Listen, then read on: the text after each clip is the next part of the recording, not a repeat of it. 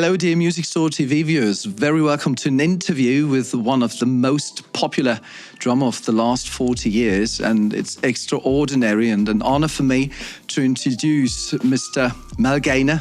Hi. Hi, well known as the drummer of Simple Minds.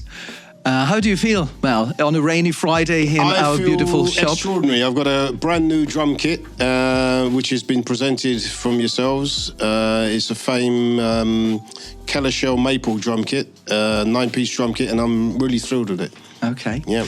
I would like to ask you some questions, and I hope you don't have to answer 100 times the same phrases, because I tried to figure out some new questions maybe, and the first one might be not very extraordinary, but I think it's the inner heart of your drum play.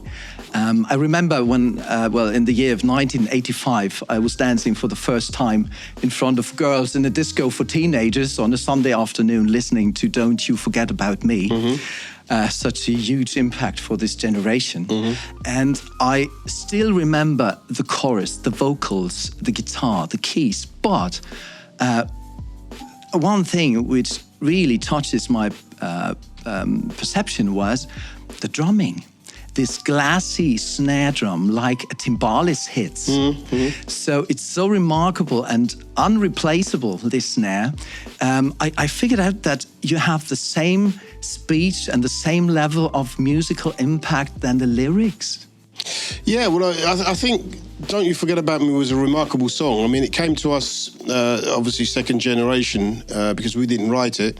It came from a producer called Keith Forsey, and he actually pitched it to David Bowie, to Brian Ferry, to, I think, Depeche Mode as well. Oh, right. And they not so much turned it down, but they weren't interested in doing the song. And it got pitched to us, and we gave it a certain spin. Let's say it was. We had the map of the song, which Keith Forsey gave us, the demo, and then we decided to go in to record it in a place called CTS Studios in Wembley, just outside of London, and we recorded it in one day, and we had this remarkable drum sound. This was due to the first digital desk in the world, I think, which was in London, and we recorded it on this digital desk, and the drum sound was just phenomenal. And to this day, I don't think I've ever got such a good drum sound, apart from, let's say, Sparkle in the Rain was another album, which Steve Lillywhite produced U2, yeah. And also the next album was half engineered and half produced by Bob Clearmountain, which was Once Upon a Time. Again, a great drum sound. So I was fortunate to have producers and engineers who loved drums, so they're up in the mix. But Don't You was a special sounding drum kit. Yeah, but to come back to your style, I'm still waiting for the break in the song Alive and Kicking when you started to play then. Yeah. And this is the first good question, I hope. When did you start to use the drum kit, not only as a drum machine, but like an answer machine for the vocalist and the guitar players? Well, I think you are talking to other musicians. Well, I think if you have a certain amount of intelligence and a certain amount of musicality in your playing, or as a musician, and you listen to the vocals and you listen to the guitar, it comes out in your playing, And if you listen to melody and try and accompany the melody and support the melody as best possible, that's pretty much what you get from my style of playing. And the thing is, I'm not a drummer. I have no affection to drums. Okay. But I can hear it. Okay. That you try to figure out this content out of your drums. Well, thank you. It works then. It works. And the second question is also, I think, the inner heart of your human being, because I recognize in your videos, this night I watched some videos of you when you're playing some solos. I recognized that with the solo stuff, you pick many Latin grooves. And I just saw you playing like an acrobat, like a capoeira dance fighter. You're very precise, very tight, and like an acrobat. And you can play straight rock grooves, no doubt. But I wrote here, but there is always a certain movement in your drum parts in the songs. It's much more than a timekeeper. Well, I try to experiment as much as possible. I mean, I've been influenced by many different drummers, i.e. Billy Cobham, Steve Gadd, Lenny White, Narada Michael Walden. They're all diverse players, you know, and, I like to lay down grooves because I love grooves. I love groove players, but I also like the excitement of fusion players as well. And I try to incorporate the two into my playing as much as possible without being too over the top, because I think a lot of drummers do go over the top, you know, in their soloing.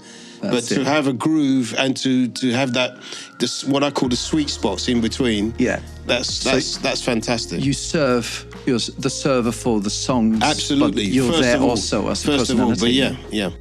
Back to the days of the 80s, you started as a drummer in the 70s, where punk rock and disco have been established. In which way you changed your style to fulfill, let's say, the purpose of the 80s? So how different was this attitude to play in the 80s? Well, I think I went through the disco age, let's say, in the early days. Went through the whole disco, you know, playing forward to the beat all the time. And then I progressed to funk. You know, I got into funk after that at quite an early age. Then I went from funk into kind of pop rock. Then I progressed more into the rock style because I played with a heavy band as well. And then I came back to a kind of, which was the Simple Minds sound, which is kind of a new romantic rock funky sound. So I combined all the three together, and that was pretty much my style within Simple Minds. Did the huge success of Simple Minds change your point of view of drumming? Of course, yeah. I mean, it put me in the spotlight of a major band, but it did, yeah. It served me with, again, playing for the melody, playing for the lyrics, playing for the guitars, but still incorporating the bass and the rhythm machine. But yeah, it did change my style of drumming quite a lot. And it added to many other influences I do have. Because you had to be related also to the circumstances in studios, because the producer said, oh, we should sound a little bit like this or that, because it's now en vogue. Sure. Yeah, that was the way. Yeah, so you're pretty much in the hands of the producer and the engineers. All right. You play for so many different artists beside the famous Simple Minds, for sure. And how do you try to figure out the needs of a song? Well, I think the needs of a song are not so much, it is down to the song, but it's down to the production and down to the writers. You know, if the writers are present and they've got an input into the song, then you go with the writer as well as the producer. But again, it's mainly the producer that tells you what to do and what sort of sound they're looking for. In the sound of, let's say, Steve Lillywhite, it was very much a bombastic sound. So we went into quite a live room and wanted to produce that kind of Phil Collins In the Air Tonight sound, which is on Waterfront. And then we went to Once Upon a Time with Bob Clearmountain. It was a more of a fat rock sound, Americanized. And so we went for a heavy snare drum sound, but not as gated as the previous sound, but more of a pop sounding snare drum and bass drum and drum kit. So that was that era, and then obviously back in fast forwarding into the 90s and into the 2000s, it was more working with machines, working with loops, working with other music. So it means as a drummer, you're more an add-on to stuff. Yeah, which or kind of I mean, a lot of drummers, I guess back in the 90s, used to fight against machines, fight against loops. Trying to be better or faster. Or not really recognizing or integrating loops into their kit, into their music, which really should happen, because it's an expression. And you're adding to that expression with your acoustic drum kit. So it's not an enemy. It could be a friend. Yeah, absolutely. It shouldn't be your enemy at all. It should be your friend. Yeah, and to work with loops is great. I love working with loops. So you should include that. Absolutely. Is it for you harder to find a fitting pattern for tracks, or to practice the basics? Because you're a musician. Yeah, I think the basics. Yeah, no? I mean, I've expanded a lot since I joined Simple Minds, and since the early days, you know, I've expanded into being my own band leader, being my own vocalist. I have my own band now called Risk. And you're playing with your daughter, right? That's right, yeah. So my daughter's in the unit, yeah. And it's a 5-piece unit, and it's very basic, but it's very bombastic sounding. It's a big sound. Obviously, I'm influenced by Simple Minds a lot. And I'm pretty much the lead singer of the band as well. So it gets to the stage where you understand melody and you understand what the next level is. And again, working with loops and working with different effects, you know, and you become a better songwriter for it, I think. So when we get back now, 50 years in the time, then could you explain a little bit in which way you developed your way of playing the drums? When you started, you started with a snare drum or a whole kit? I started, I used to have some lessons from a guy called Brian Spring for a year when I was 16, and he never let me near a drum kit until 9 months into the lessons. And the reason for that being is he wanted me to understand the basics and the rudiments of a snare drum and exercises on the snare drum. Then, you know, I was so pent up to get behind the kit.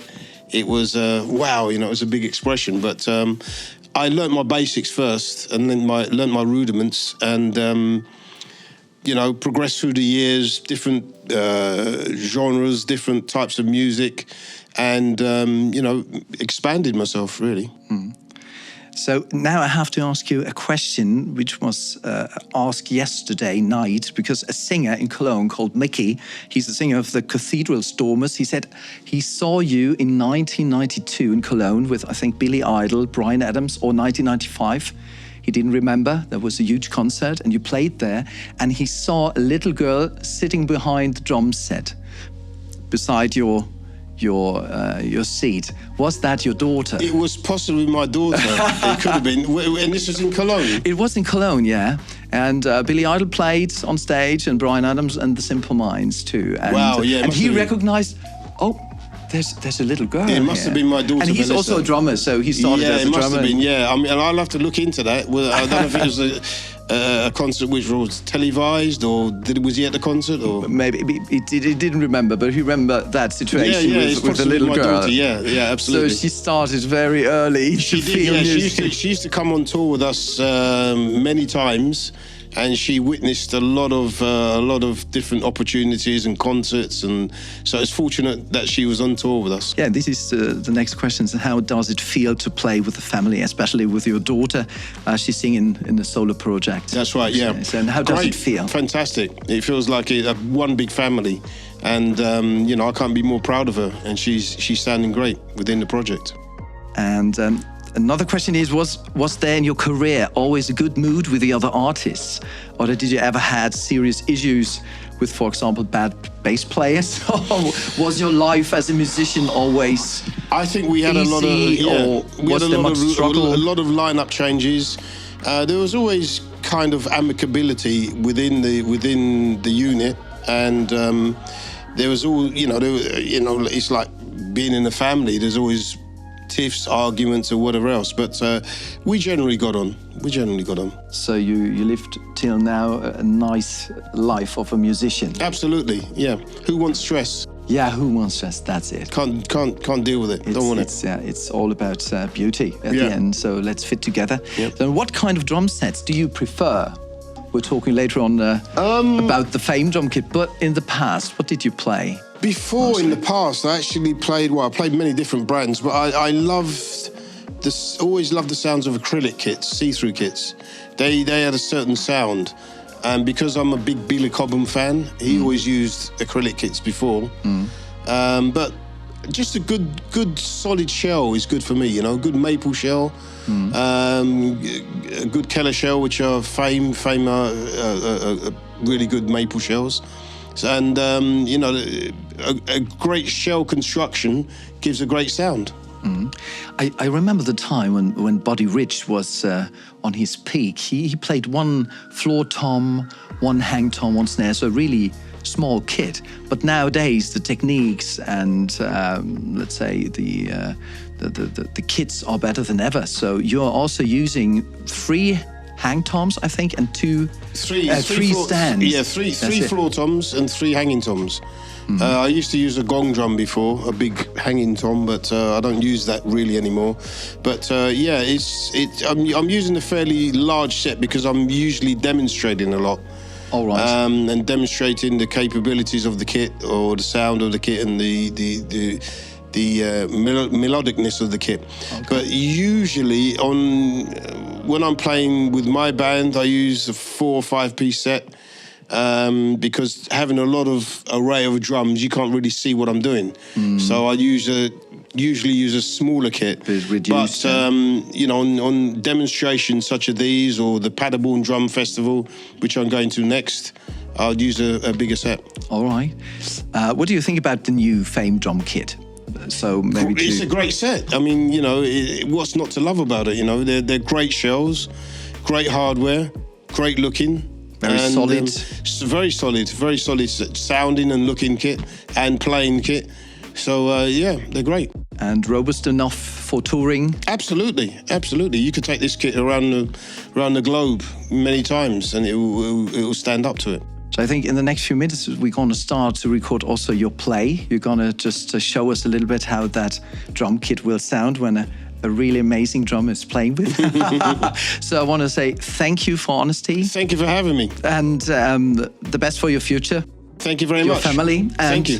Thank you, dear Music Store TV viewers, for your attention, and see you next time here on Music Store TV. Thank you. See you next time. Take care. Bye-bye. Bye-bye.